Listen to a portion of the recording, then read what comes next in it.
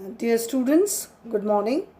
Economics of growth and development की class में मैं doctor Sunanda Devpura, associate professor economics, government Meera girls college Udaipur.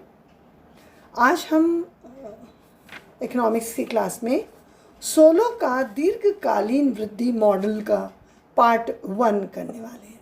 The Solow model of long run growth. Solow का दीर्घकालीन वृद्धि model, Solow model of the long run growth. New क्लासिकी models में professor R M. Solow का नाम विशेष प्रमुखता रखता है। उन्होंने आर्थिक वृद्धि के अपने मॉडल की रचना हैरोल्ड डॉमर के मॉडल के विकल्प के रूप में की, लेकिन अपने मॉडल में हैरोल्ड डॉमर मॉडल की प्रमुख विशेषताओं जैसे कि समरूप पूंजी, समानुपातिक बचत फलन व श्रम शक्ति की वृद्धि दर पैरामीटर्स को भी लिया। साथ ही एक निरंतर उत्पादन फलन को भी लिया, जो वृद्धि की प्रक्रिया की व्याख्या करने में न्यू क्लासिकी उत्पादन फलन के नाम से जाता है। जो सोलो का मॉडल है उसको न्यू क्लासिकी उत्पादन फलन के नाम से भी जाना जाता है।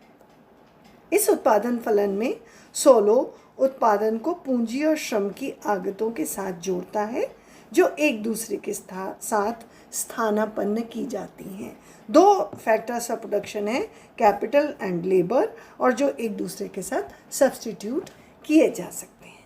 अब हम आते हैं सोलो मॉडल की मान्यताएं यानी अजम्पशंस के ऊपर।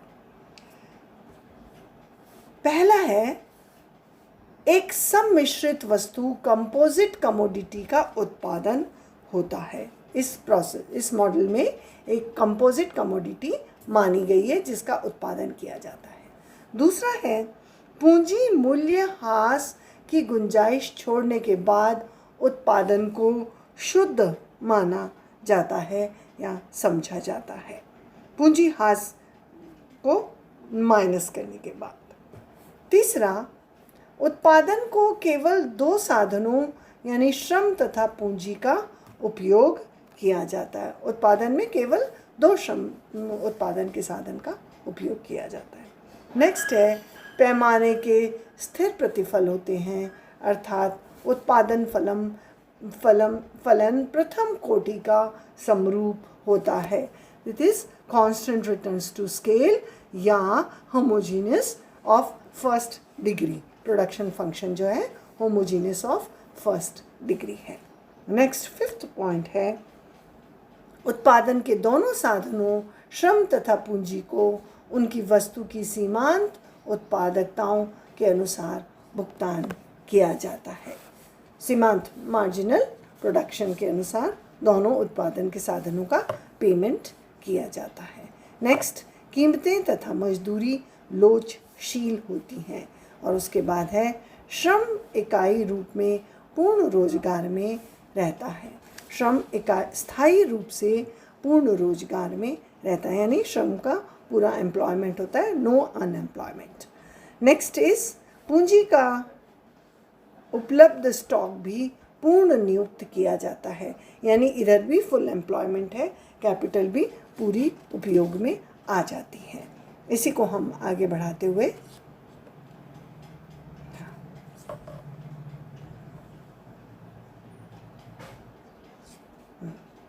नेक्स्ट जो अजम्पशंस हैं उसमें है, श्रम तथा पूंजी को परस्पर स्थानापन्न किया जा सकता है।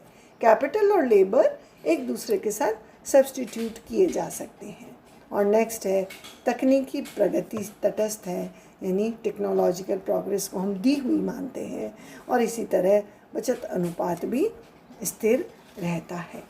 इन मान्यताओं के दिए हुए होने पर सोलो ने अपने मॉडल में स्पष्ट किया है कि यदि तकनीकी गुणांक परिवर्ती हों तो श्रम पूंजी अनुपात की प्रवृत्ति यह होगी कि वह अपने आप को समय बीतने पर संतुलन अनुपात की दिशा में समायोजित कर लेगा।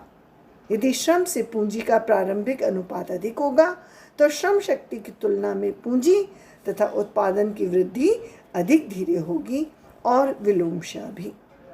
सोलो का विश्लेषण संतुलन पथ यानी स्थिर अवस्था की ओर केंद्रित है, चाहे वह किसी भी श्रम पूंजी अनुपात से प्रारंभ क्यों ना होता हो। अब हम आते हैं सोलो मॉडल के ऊपर। सोलो मॉडल के क्या कंटेंट्स हैं? सोलो संपूर्ण अर्थव्यवस्था में एकमात्र वस्तु का ही उत्पादन मानकर चलता है। कीन्स विश्लेषण की सहायता से सोलो यह मानता है कि उत्पादन की दर YT ही अर्थव्यवस्था की वास्तविक आय को प्रकट करती है। अतः इस आय में से कुछ भाग उपभोग कर लिया जाता है और जो शेष बचता है साथ ही निवेश किया जाता है। दूसरे शब्दों में, एक स्थिर पूंजी श्रम अनुपात बनाए रखने के लिए इच्छित बचत का भाग अवश्य ही निवेश के बराबर होना चाहिए।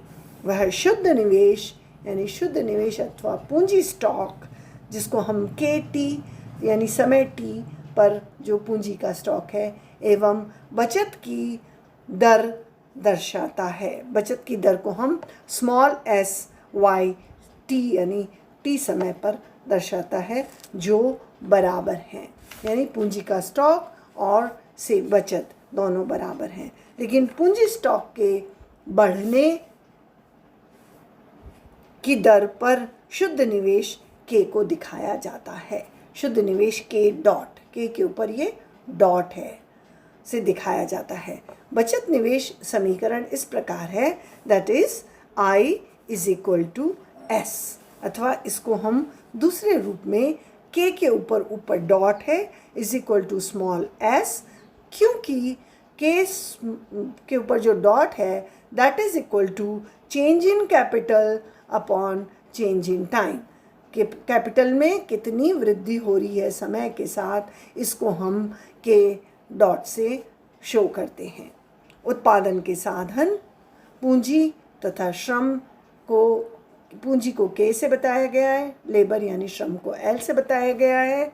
तो जो उत्पादन फलन है वो होगा Y is function of capital and labour. तो ये आपकी होती है फर्स्ट इक्वेशन, और ये जो उत्पादन फलन है ये होती है सेकंड इक्वेशन। अब इसी को हम आगे बढ़ाते हैं नेक्स्ट पेज पर आप देखेंगे कि समीकरण 2 को 1 में रखने पर, जो लास्ट इक्वेशन थी y = FKL, उसमें पैमाने के स्थिर प्रतिफल को दर्शाया जाता है। अब हम आते हैं समीकरण 2 को समीकरण 1 में रखने पर, that is K dot = small SF और ब्रैकेट में है KL। समीकरण 3 ये कहलाता है समीकरण 3। समीकरण 3 प्रौद्योगिक संभावनाओं को व्यक्त करता है। L कुल रोजगार के स्तर को, क्योंकि बहिर्जनित यानी एक्सोजेनस रूप से जनसंख्या में वृद्धि होती रहती है, अतः श्रम शक्ति भी एक स्थिर सापेक्ष दर से बढ़ती है। इस प्रकार श्रम शक्ति एक घातांकीय एक्सपोनेंशियली रूप से बढ़ती है और स्थिर आधार पर बढ़ती है। इसलिए इस समीकरण 4 को समीकरण 3 में रखने पर, श्रम शक्ति एक स्थिर सापेक्ष दर से बढ़ती है। तो पहले हम समीकरण 4 की बात करें, that is LT time T पर श्रम L0ENT के बराबर होता है। L0ENT के बराबर होता है, यह है इक्वेशन 4। और फिर आगे आता है, हम बता रहे हैं इक्वेशन 3 जो है ये प्रौद्योगिक संभावनाओं को व्यक्त करती है। L कुल रोजगार के स्तर को, क्योंकि बहिर्जनित यानी एक्सोजेनस रूप से जनसंख्या में वृद्धि होती है, अतः श्रम शक्ति भी एक स्थिर सापेक्ष दर से बढ़ती है। इस तरीके से ये एक श्रम के लिए इक्वेशन बनी। नेक्स्ट आता है प्रौद्योगिकीय उन्नति के अभाव में n, स्मॉल n, हैरोल्ड की वृद्धि की प्राकृतिक दर होगी। समय T स्मॉल टी, ये एन और टी के बारे में हम बात कर रहे हैं।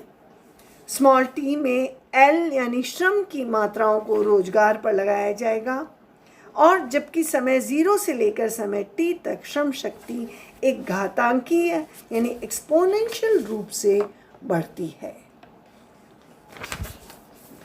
पूर्णतः लोचदार श्रम की मांग है, अर्थात श्रम पूर्ति वक्र y अक्ष को समानांतर, क्या ठीक है, पूर्णतः बेरोजगार श्रम की मांग है, अर्थात श्रम पूर्ति वक्र y अक्ष के समानांतर होगा। पैमाने के स्थिर प्रतिफल के दिए हुए होने पर यदि श्रम व पूर्ति तीव्रता से बढ़ते हैं तब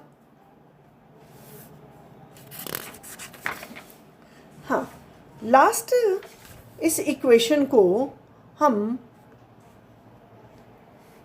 इस तरह से समझ सकते हैं कि यदि पैमाने के स्थिर प्रतिफल दिए हुए होने पर यदि पूंजी व श्रम पूर्ति तीव्रता से बढ़ते हैं तब उत्पादन और बचत भी उसी अनुपात में बढ़ते हैं। ऐसी स्थिति में संतुलित विकास संभव होगा। समीकरण 4 को समीकरण 3 में रखने पर जो समीकरण हमें प्राप्त होता है वो है k dot is equal to small S F K L0 ENT। Simply हमने यहाँ पर L की जगह इक्वेशन 4 को डाल दिया है और हमको मिलती है ये इक्वेशन 5। तो पैमाने के स्थिर प्रतिफल दिए होने पर पूंजी व श्रम तीव्रता से बढ़ते हैं तब उत्पादन बचत भी उसी अनुपात में बढ़ते हैं। ऐसी स्थिति में संतुलित विकास संभव है। तो आज के लेक्चर को हम यहीं समाप्त करते हैं। आई होप आपको सोलो मॉडल का जो बेसिक स्वरूप है वो समझ में आया है। आप प्लीज़ इसको रिवाइज कर लीजिए। नेक्स्ट हम पॉसिबल ग्रोथ पैटर्न की इक्वेशंस करेंगे और उसके डायग्राम्स करेंगे, वो हम नेक्स्ट लेक्चर में करने वाले हैं। So thank you so much.